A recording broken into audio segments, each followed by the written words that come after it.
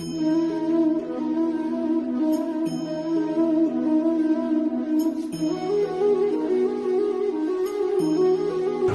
যত অবিচার, বারবার প্রতিঘাত, আঘাতে আঘাতে রক্তে রঞ্জিত শত শত নিরীহ নিপীড়িত হাজারো তাজা প্রাণ, আর কত ছড়বে, অনাদরে গড়বে রক্তের ইতিহাস।